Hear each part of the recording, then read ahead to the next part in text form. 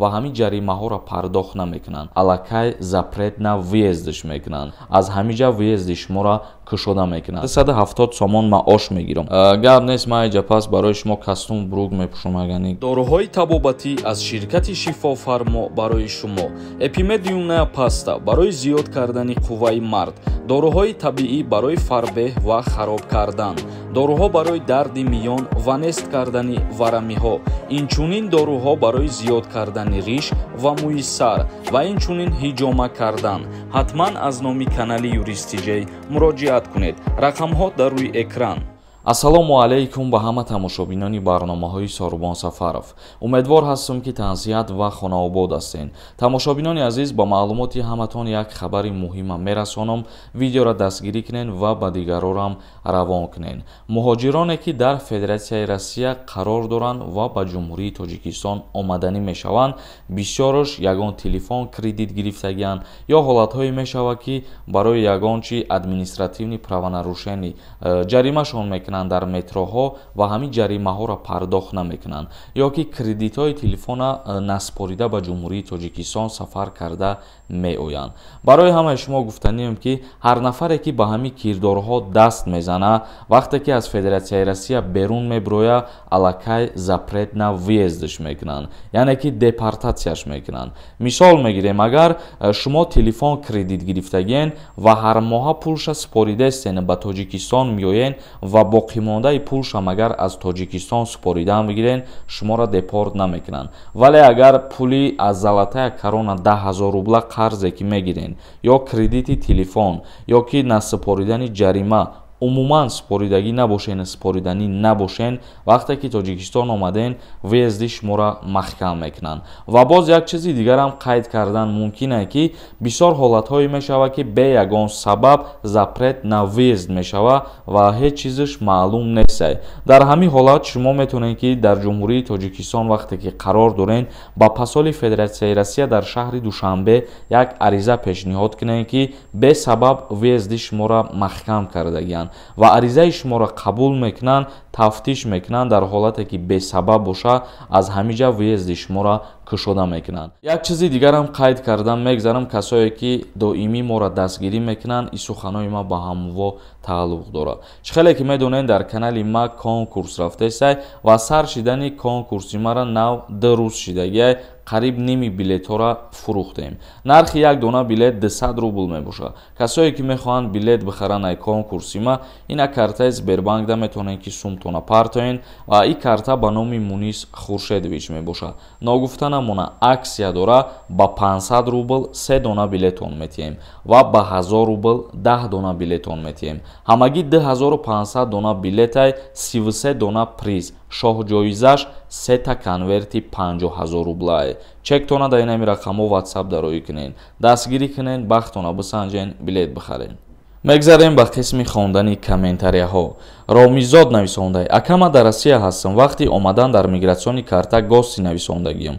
1 солу 2 моҳ мешавад. бе документ ҳастам. падарам баъди 1 ё 2 моҳ паспорти Россия мегиранд. ман граница гузашта биём ба вид спорам. метавонам ё не? роҳша мефаҳмонден. мутобиқи қонунгузории Федератсияи Россия бигирем, дар ҳолате ки шумо мигратсионкаи картаи гости хати ворид мешен, 3 моҳ зиёд истодан да ҳақ надорен. аллакай хитон як қонуншиканӣ кардагиен. манучер нависондай: салом алейкум, илтимос ҷавоб тиҳен. регистратсияам 24 август тамом мешавад. патент дорам. регистратсияам ФМС накарда истодаам. чӣ кор кунам? патентам месӯзад. агар патентат оли муҳлат дошта боша, намесӯзад. агар ки ту нав патент споридагӣ бошӣ, бе регистратсия патент гирифта наметавонӣ. Сафарова нависондай: салом акаи Сорубон, кай авф мешава барои муҳоҷиро? барои авфи муҳоҷиро ягон ахборот нест ҳозирашда. муҳаммад нависондай: акама 2 сол хондум, Москва рафтам, омадам вастанавид кунам, метавонам хонда аз ҳисоби аблава. агар ки академически нокарда рафтагӣ бошӣ, ту аллакай хориҷ шидагӣ ва донишҷӯ ба ҳисоб намераи. тура метавонанд ки дар вақти даъват кунӣ ба хизмат, даъватат кунанд ва ба хизмат сафарбар шавӣ. парвиз нависондай: агар яктарафа гражданин карда бошӣ, метавонанд депорт карда аз Россия.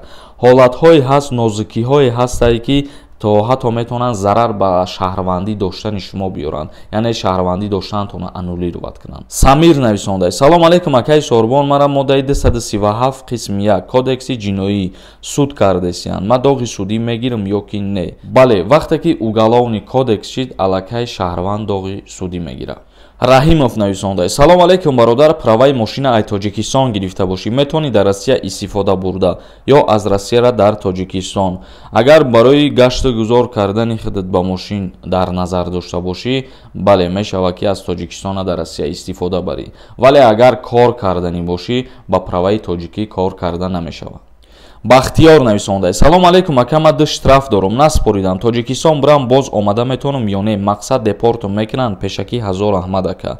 Ман дар аввали видео оиди ҳамин масъала ҳамаша фаҳмондум ба шумо.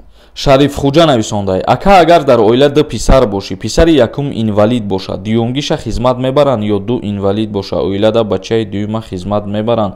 Дар ҳолате ки як писар инвалид боша, падар дар қайди ҳаёт набоша, модар хонашин боша, писари дуюмги метавонад ки худша сардори оила ба қайд бигира ва ба хизмат даъват нашавад. Агар падар боша ва модарам низ дар қайди ҳаёт боша, кору фаъолият кунанд, дар ин ҳолат писари дуюмги ба хизмат даъват мешавад. Саидов нависонда: салом, мара оилам гражданинай, мо дар Тоҷикистонем. Ман метавонам ай Тоҷикистон гражданин кунам. Да чанд вақт тайёр мешавад? Ҳоли ман ЗАГС кадагӣ нестам, чӣ кор кунам бояд? Ҳамира ҷавоб тебрад. Аввал худат мерай бо оилат ЗАГС мекунӣ ва баъд ба Федератсияи Россия сафар мекунӣ, дар ҳамуҷа гражданствода меспорӣ. Шарипов нависонда: ман дар Қабодиён ЗАГС кардам, метавонам дар Кӯлоб ё дар Душанбе ариза нависам, мақсад ЗАГСа бекор кунам.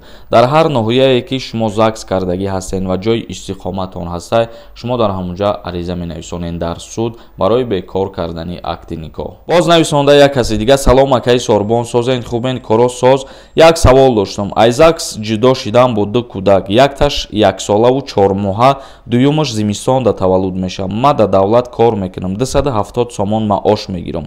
Алимент чанд сум еспорам? Пешакӣ Раҳмат ака. Дар ҳолате ки агар оилаи ту ҳомиладор боша, дар ин вақт ЗАГСи шуморо бекор кардан мумкин нест, чунки қонунгузории ҷумҳурии Тоҷикистон кодекси оила муқаррар кардагиае ки вақте ки зан ҳомиладор аст, акти никоҳ бекор нашавад.